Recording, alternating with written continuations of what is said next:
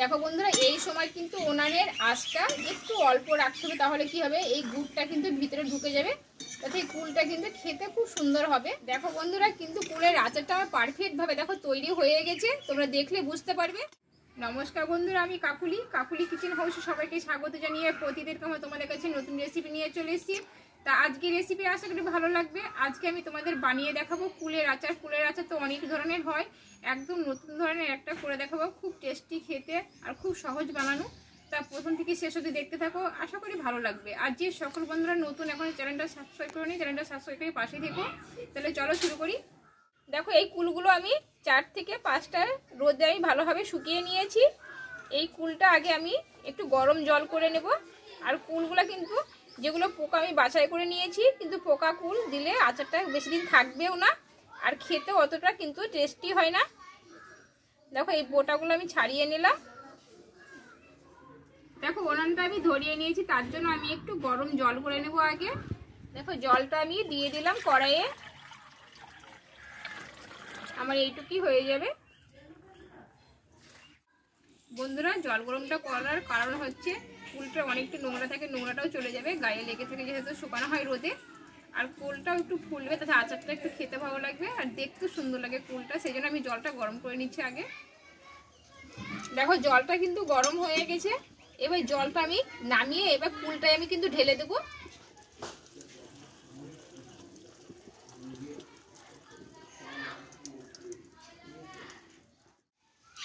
দেখো এই কড়াইয়ে আমি অল্প একটু জল দিয়ে দেবো। আর এখানে কিছুটা আমি আখের গুড় নিয়েছি, আখের গুড়টা আমি দিয়ে দেবো, দিয়ে আগে আমি একটু ফুটিয়ে নেব।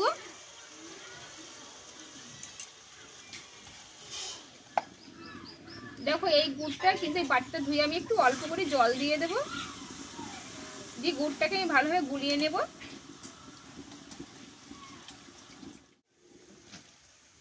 দেখো বন্ধুরা, গরম জলটা দেওয়াতে কিন্তু কুলগুলো দেখো কত সুন্দর একদম টোপা টোপা হয়ে গেছে, যেমন গাছে থাকে সেই রকম লাগছে দেখে। এর জন্য গরম জলটা দিলাম, আর গায়ের নোংরাটাও কিন্তু চলে যাবে, যেহেতু গায়ে একটা শুকনো হয়ে যায়, নোংরাটা লেগে থাকে।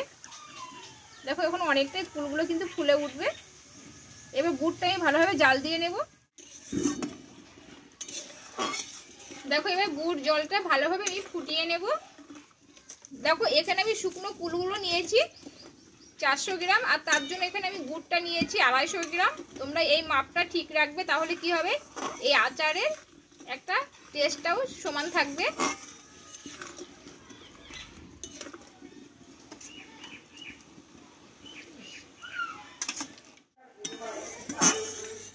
দেখো বন্ধুরা, গুড় জলটা কিন্তু আমি ভালোভাবে ফুটিয়ে নিয়েছি। এবার এই গুড় জলটা কিন্তু আমি সাইডে নামিয়ে রেখে দেবো। দেখো এই পাত্রটাই আমি রেখে দেবো। দেখো বন্ধুরা, আমি জল থেকে এবার তুলে নেব কুলগুলোকে, একটু যেহেতু গরম আছে, দিয়ে কুলগুলো আমি একটু শুকনো শুকনো করে নেব।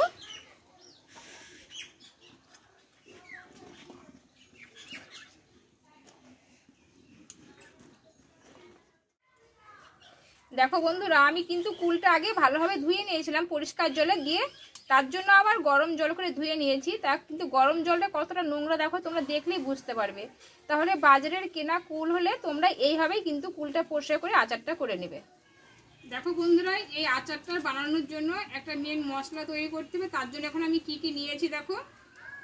তার জন্য এখানে নিয়েছি কয়েকটা শুকনো লঙ্কা, এখানে 1 চামচ মৌরি আছে, 1 চামচ গোটা ধনে, আর 1 চামচ আছে এখানে গোটা জিরে, আর একটা নিয়েছি তেজপাতা। এটা কিন্তু শুকনো খোলা আগে ভেজে নেব আমি। দেখো মশলাগুলো আমি দিয়ে দেব।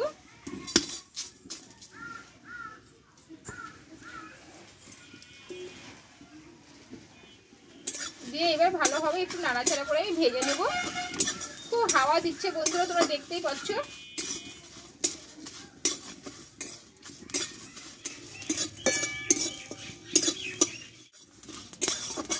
দেখো বন্ধুরা, মশলাটা কিন্তু ভাজা হয়ে গেছে, এবার নামিয়ে নেব। কালারটা কিন্তু চেঞ্জ হয়ে গেছে আর গন্ধটা খুব সুন্দর দিয়েছে। আর বন্ধুরা, এই আচারটা আমি বানাবো সাদা তেল দিয়ে, তার জন্য আমি কিছু রেখে সাদা তেল দিয়ে দেব, আর দিব 2টো শুকনো লঙ্কা। আর দেবো একটু পাঁচফোড়ন,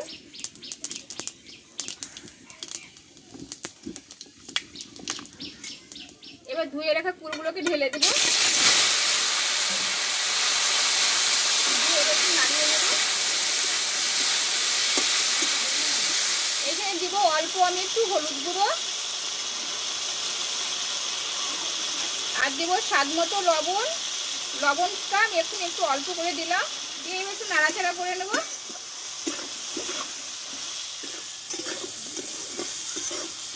দেখো বন্ধুরা, ভালোভাবে নাড়িয়ে নিয়েছি লবণ আর হলুদ দিয়ে। এবার এখানে এই গুড় জলটা আমি এই ছাঁকনিটা আমি ছেঁকে নেব, যাতে নোংরাটা একটু ধরা পড়ে যায়।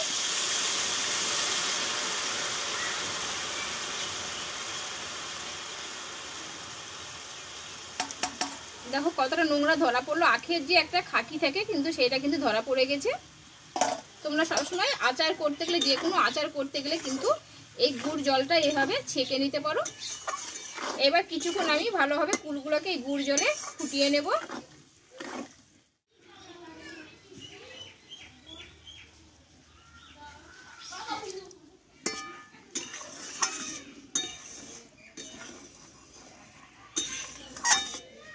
দেখো বন্ধুরা, এখনো মশলায় পড়েনি, তবু দেখো কতটা লবণীয় লাগছে দেখতে। আমরা এই ছোটবেলায় স্কুলের সামনে এগুলো কিনে খেতাম, খুব সুন্দর লাগতো খেতে। সেইটাই আজকে আমরা ঘরে বানিয়ে দেখব।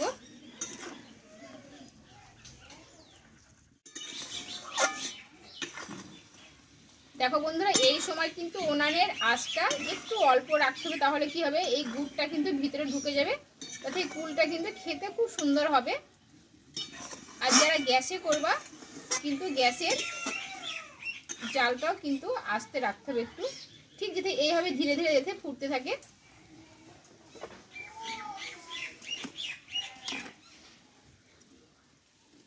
দেখো বন্ধুরা, এদিকে কিন্তু কুলটাও আমার গুড়ে সিদ্ধ হয়ে গেছে, আর এখানে ভাজা মশলাটা কিন্তু আমি গুঁড়ো করে নিয়েছি। এবার এটা আমি ফুটন্ত অবস্থায় আমি দিয়ে দেবো। দেখো এখন দিয়ে দিলে কি হবে, এই ঝালটা কিন্তু ভিতরে ঢুকবে, এতে আচারটা কিন্তু খেতে খুব সুন্দর হবে।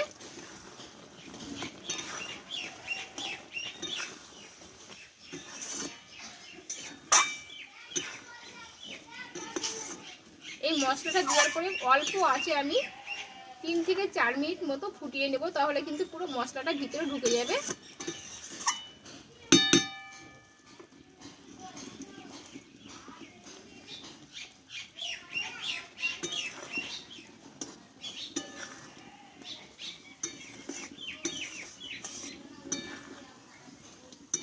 দেখো মশলাটা দেওয়ার পরে কিন্তু একটা খুব সুন্দর গন্ধ বেরিয়েছে, আর কালারটা দেখো কত সুন্দর লাগছে।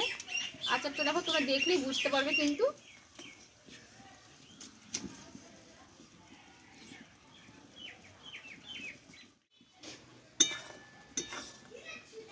দেখো বন্ধুরা, কিন্তু কুলের আচারটা আমার পারফেক্ট ভাবে দেখো তৈরি হয়ে গেছে, তোমরা দেখলে বুঝতে পারবে। আর এই যে ঝোলটা আছে কিন্তু এইটা গরম অবস্থায় অনেকটা কিন্তু টেনে নেবে, আর এটা কিন্তু রোদে দেওয়ার কোনো প্রয়োজনই পড়ে না। এটা তোমরা 1 বছর কিন্তু ঘরে সংরক্ষণ করে রেখে দিতে পারবে, যেহেতু জলটা আমি সম্পূর্ণ একদম ঝরিয়ে নিয়েছিলাম, আর গুড় জলটা ভালোভাবে ফুটিয়ে নিয়েছি, তার জন্য এই গুড়ে কিন্তু কোনো গন্ধ বা কিচ্ছু হবে না। তোমরা এভাবে 1 বছর রেখে দিতে পারো ঘরে। দেখো দেখলে তোমরা বুঝতে পারবে। দেখো এবার নামিয়ে নেব।